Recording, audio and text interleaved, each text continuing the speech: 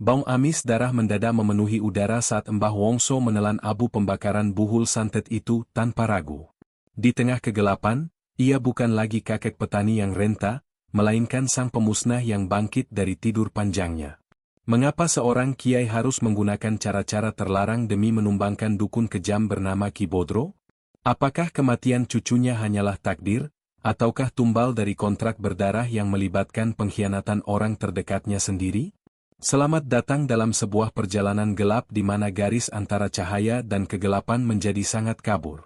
Sebelum kita masuk ke bab 1, bersiaplah menyaksikan bagaimana kedaulatan langit bekerja menghancurkan tipu daya iblis melalui tangan seorang lelaki yang pernah bersumpah untuk berhenti membantai. Di sudut desa Sidomukti yang terpencil, Mbah Wongso hanyalah bayang-bayang. Namun, di balik keriput wajahnya, ia menyimpan rahasia berlapis. Ia adalah mantan algojo spiritual yang pernah memusnahkan puluhan dukun hitam di masa muda dengan cara yang brutal namun suci. Motivasi intinya bukan sekadar melindungi, melainkan menjaga keseimbangan antara cahaya dan kegelapan yang ia yakini harus dibayar dengan darah. Ia merasa gagal ketika cucunya, Raka, tewas mengenaskan karena ia memilih untuk pensiun dari kekerasan gaib. Ketegangan dimulai saat Mbah Wongso membongkar lemari tua dan mengeluarkan tas kulit robek berisi kitab hancur. Ia tahu Raka tidak mati karena sakit, melainkan dikorbankan dalam kontrak pesugihan yang melibatkan orang terdekat. Kontroversi muncul saat ia tidak hanya berdoa, tapi mulai merapal mantra kuno yang dianggap terlarang oleh kaum ulama tradisional karena sifatnya yang destruktif. Ia bersumpah akan membantai siapapun yang menyentuh darah dagingnya. Saat ia melangkah keluar rumah, angin membawa aroma amis kematian yang sangat ia kenal, bau yang hanya muncul saat seorang dukun sedang merayakan nyawa yang baru saja ia curi. Di kota, kesedihan atas kematian Raka diselimuti oleh kecurigaan yang mencekam. Jarno, ayah Raka, memiliki profil psikologis yang rapuh. Ia adalah pria yang terobsesi pada kesuksesan namun pengecut dalam menghadapi konflik. Ia tahu Pak Toyo adalah dalang di balik kematian anaknya, namun ia memilih bungkam karena takut rahasia masa lalunya terbongkar. Ternyata Jarno pernah meminjam uang dari hasil pesugihan Toyo untuk membangun usahanya. Mbah Wongso tiba di rumah duka dan langsung menangkap aura pengkhianatan. Ia melihat Sarmi yang hancur, namun ia lebih fokus pada mata Jarno yang gelisah. Mbah Wongso memandang kematian cucunya bukan sebagai takdir, melainkan sebagai hutang yang harus ditagih dengan nyawa. Ia menemukan buhul santet di bawah pot bunga, sebuah kepala ayam cemani yang masih segar, membuktikan bahwa teror belum berakhir. Mbah Wongso tidak hanya membakar buhul itu, ia menelan sedikit abu pembakarannya, sebuah ritual nekat untuk menyambungkan batinnya langsung dengan sang pengirim santet. Mbah Wongso memutuskan untuk turun ke pasar, mendampingi toko Jarno yang mati suri. Di sana, Pak Toyo memerintah dengan keangkuhan seorang pemenang. Pak Toyo adalah karakter yang didorong oleh rasa rendah diri kronis. Ia merasa berhak melakukan segala cara untuk kaya karena masa lalunya yang miskin dan dihina. Namun, kehadiran Mbah Wongso mengubah atmosfer pasar menjadi mencekam. Kontroversi memuncak ketika Mbah Wongso melakukan pembersihan secara terbuka. Ia tidak hanya berzikir, tapi menggunakan energi spiritualnya untuk membuat pelanggan Pak Toyo mendadak melihat barang dagangan Toyo sebagai tumpukan ulat dan belatung. Ini adalah tindakan agresif yang menantang etika spiritual kiai pada umumnya. Pak Toyo yang panik mulai melihat Mbah Wongso bukan sebagai kakek tua, melainkan sebagai monster dari masa lalu yang bangkit kembali. Tanpa pikir panjang, Pak Toyo lari menuju perbukitan selatan, bukan untuk meminta perlindungan, tapi untuk menawarkan nyawanya sendiri demi menghancurkan Mbah Wongso melalui tangan Ki Bodro.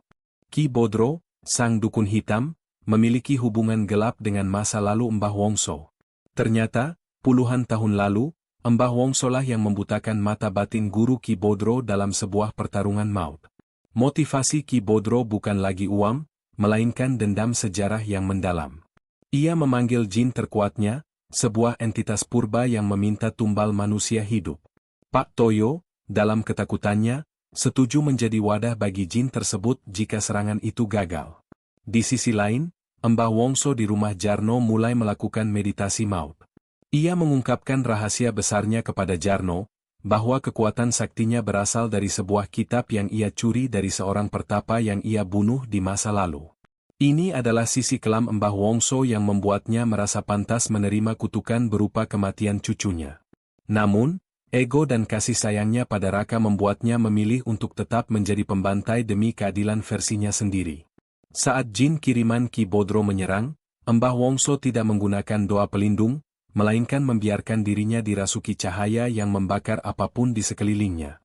Pertempuran gaib mencapai puncaknya. Jin kiriman Ki Bodro hancur berkeping-keping di tangan Mbah Wongso yang murka. Namun, hukum alam bekerja secara otomatis, serangan yang gagal berbalik kepada pengirimnya dengan kekuatan 7 kali lipat. Ki Bodro tewas dengan tubuh yang membusuk secara instan, mencair menjadi cairan hitam berbau belerang di atas sajadah ritualnya.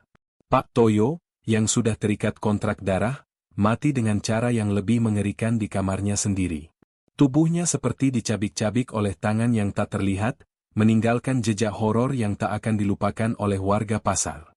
Mbah Wongso kembali ke desa Sidomukti dengan beban dosa yang lebih berat dari sebelumnya. Meskipun ia menang, ia tidak merasa damai. Ia sadar bahwa dengan membunuh para dukun tersebut, ia kembali menjadi pembantai yang ia benci dulu. Ia kembali menjadi petani biasa, namun penduduk desa kini takut menatap matanya. Keadilan telah ditegakkan, namun dengan harga kemanusiaan yang hilang. Di akhir hayatnya, ia hanya berharap agar tidak ada lagi cucunya yang lahir dengan bakat spiritual seperti dirinya. Di penghujung kisah ini, kita melihat Mbah Wongso kembali ke kesunyian desa Sidomukti sebagai manusia biasa, membawa beban kemenangan yang pahit di atas pusara cucunya, sementara mereka yang bermain dengan api kegelapan telah musnah ditelan amarahnya sendiri. Kondisi Mbah Wongso yang tegar namun menyimpan duka mendalam mengingatkan kita bahwa setiap tindakan memiliki konsekuensi yang tak terelakkan. Hikmah utama dari cerita ini adalah bahwa kejahatan, sekuat apapun ia bersembunyi di balik ilmu hitam, pasti akan hancur saat berhadapan dengan keteguhan iman, namun kita juga harus waspada agar rasa benci tidak mengubah kita menjadi monster yang sama. Perlu kami sampaikan bahwa cerita ini adalah fiktif, namun dirancang serealistis mungkin agar kita dapat memetik pelajaran berharga tentang moralitas dan perlindungan Tuhan. Terima kasih tulus kami ucapkan karena Anda telah menonton hingga akhir. Bagaimana menurut Anda tentang keputusan Mbah Wongso? Tuliskan bagian favorit atau hikmah yang Anda dapat di kolom komentar. Jangan lupa tekan tombol like dan subscribe jika Anda menikmati kisah ini. Sampai jumpa di narasi bermakna selanjutnya.